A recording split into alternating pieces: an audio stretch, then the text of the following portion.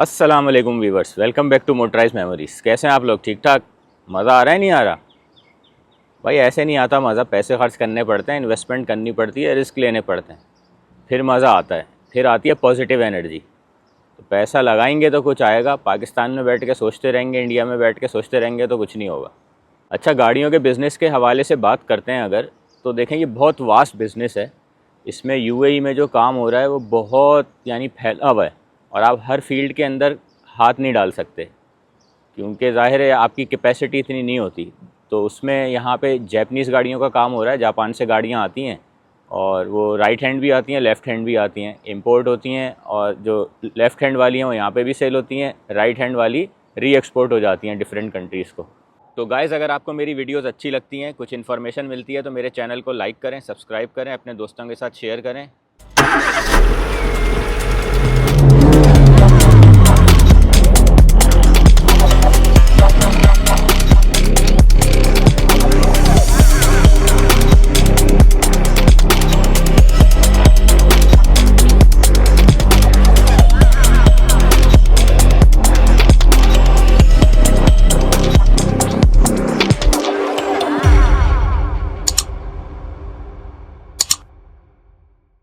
Export के जो एक सेगमेंट है उसमें चले जाएं आप, वरना लोकल मार्केट में काम करें।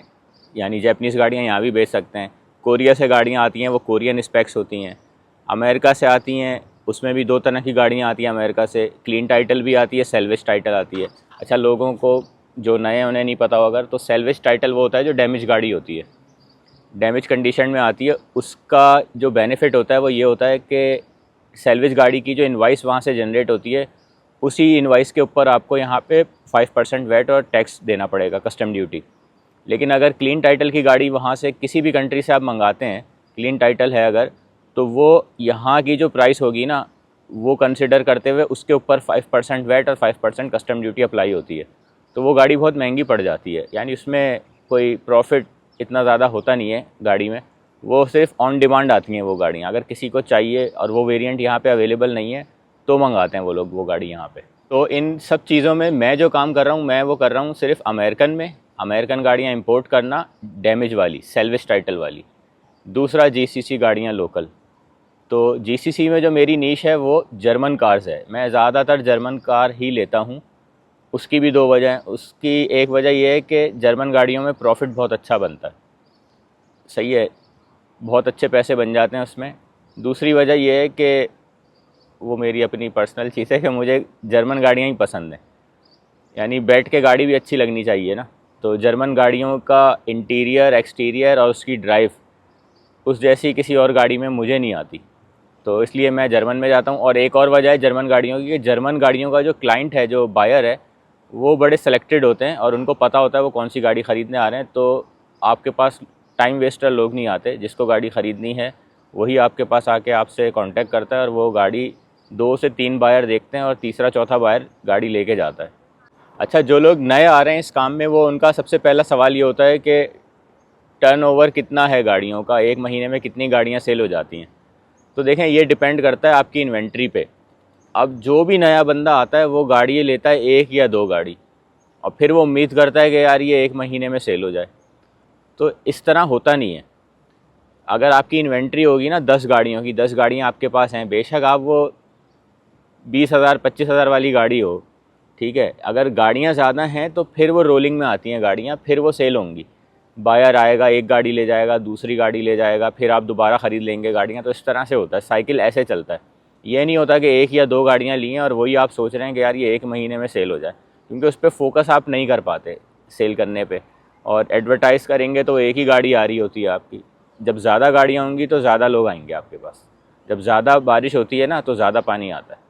अच्छा, और एक और अनाउंसमेंट भी करनी थी मैंने कि मैं अब जो है, अगर किसी को गाड़ियाँ रिपेयर करानी है, यानी प्रॉपर रिपेयर, कोई ज़्यादा काम है, कोई इंजन का काम है, गियर का काम है, कोई इलेक्ट्रिकल फॉल्ट है जो कि ट्रेस नहीं हो रहा कि क्या उसमें फ़ॉल्ट क्या आ रहा है, तो इस तरह के अगर कोई काम करवाने हैं आपने, बड़ा काम की बात कर रहा हूँ मैं, तो आप मुझसे कांटेक्ट कर सकते हैं।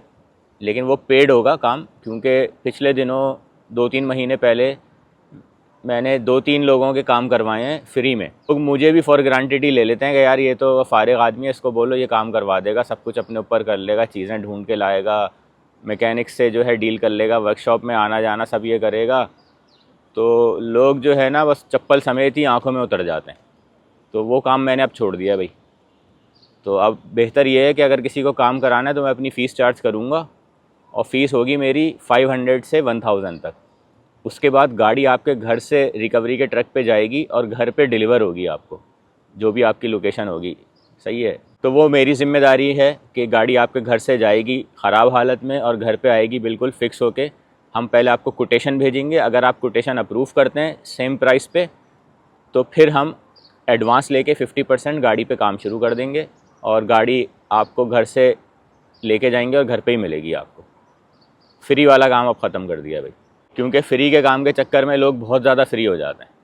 और इसी तरह से जो लोग मूव हो रहे हैं दूसरी कंट्रीज़ से यूएई में, अमेरिका से, कनाडा से, यूके से, तो अगर उन लोगों को अपने इस्तेमाल के लिए गाड़ी चाहिए और उनको अगर मेरी कंसल्टेंसी चाहिए तो वो भी मैं उनको दे सकता हूँ, उनके लिए एक अच्छी गाड़ी निकाल के।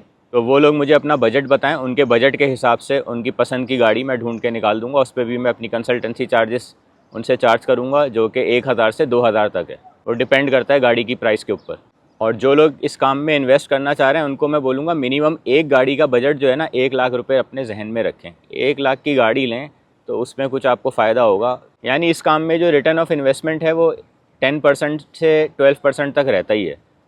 तो लेकिन छोटी गाड़ियों का ये है कि उसमें टाइम लग जाता है सेल होने में। तो मेरी एडवाइस ये है कि वारंटी वाली गाड़ी लें और कम माइलेज हो उसका, तो वो गाड़ी जल्दी सेल हो जाती है, वो हॉट कैश है। अच्छा, क्या काम है जो आपको गाड़ी ख़रीदते हुए नहीं करने, यानी उस टाइप की गाड़ी नहीं लेनी, वो भी नोट कर लें। नंबर 1 के कोशिश तो करें कि 5 साल पुरानी गाड़ी लें बस। लेकिन अगर आपका बजट कम है, स्टार्ट करना चाह रहे हैं, देखना चाह रहे हैं, तो मैक्सिमम 10 साल पुरानी गाड़ी लें, उससे ज़्यादा पुरानी गाड़ी नहीं लेनी आपने। ठीक है। और कोशिश करें कि कम माइलेज वाली गाड़ी लें, माइलेज कम से कम हो गाड़ी का, ज़्यादा माइलेज ना हो। और अगर पूरी सर्विस हिस्ट्री वाली गाड़ी मिलती है आपको, जो एजेंसी मेंटेन होती है ना, जैसे होंडा है, होंडा यहाँ पे अल्फुतैम वालों के पास है, या टोयोटा भी अल्फुतैम के पास है। जर्मन गाड़ियों में चले जाएं तो अलनबूदा के पास है, वॉक्सवैगन हो गई, पोर्शे हो गई। तो इनके पास इसकी पूरी सर्विस हिस्ट्री होती है, एक बुक मेंटेन होती है। अब तो शायद बुक भी नहीं होती, पहले बुक पे स्टैम्प्स लगा के देते थे वो, अब सब कुछ ऑनलाइन होता है, तो इनवाइसें मिल जाती हैं। चेसिस नंबर आप जब उधर देते हैं तो वहाँ से पूरी डिटेल निकल आती है कि लास्ट सर्विस कब हुई है गाड़ी की। तो कोशिश करें कि या तो कंप्लीट सर्विस हिस्ट्री अवेलेबल हो, या एटलीस्ट पार्शियल सर्विस हिस्ट्री होनी चाहिए गाड़ी की। वही जगह चेंज कर ली है मैंने, बहुत धूप आ रही थी उस साइड पे। अच्छा, जर्मन गाड़ी ख़रीदते हुए हमेशा ये ध्यान रखें कि जर्मन गाड़ी के माइलेज कम होने चाहिए। रीपेंट कोई इशू नहीं है जर्मन गाड़ी में, 1 पार्ट, 2 पार्ट, 3 पार्ट भी रीपेंट हैं, 2 डोर रीपेंट हैं, फेंडर रीपेंट है, बोनट रीपेंट है।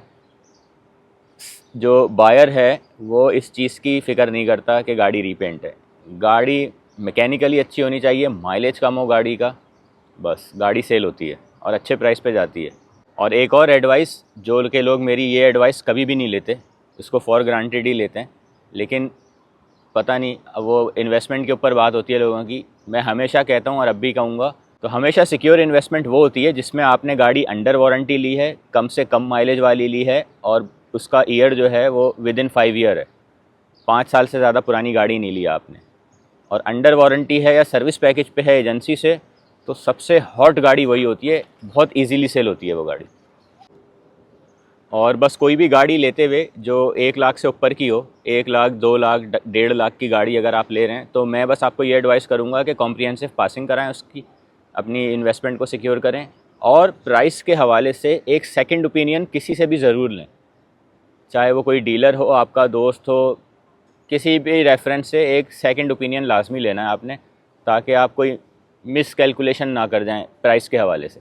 और हमारा जो ऑनलाइन प्लेटफॉर्म है वो इंशाल्लाह इस हफ़्ते शुरू हो जाएगा, नेक्स्ट वीक से।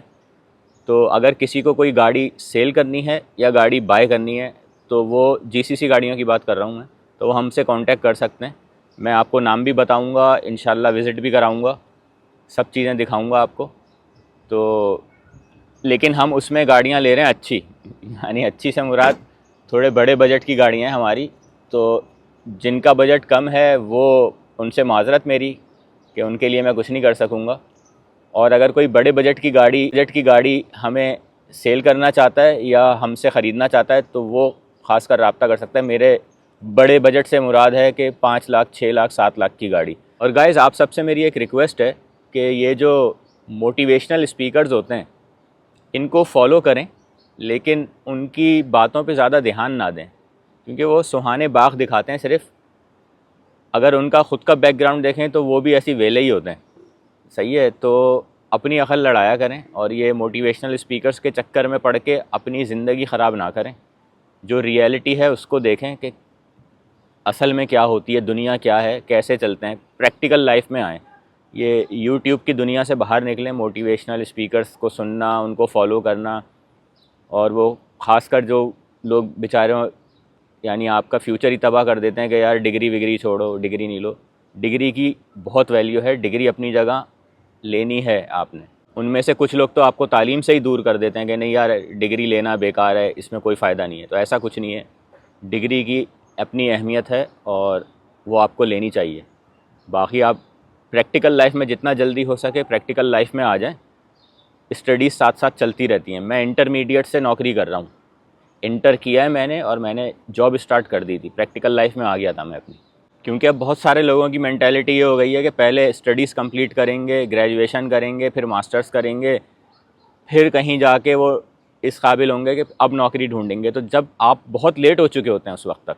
चलें गाइस, मिलते हैं फिर एक नई वीडियो में नई इन्फॉर्मेशन के साथ। जब तक अपना ख्याल रखें, टेक केयर, अल्लाह हाफ़िज़।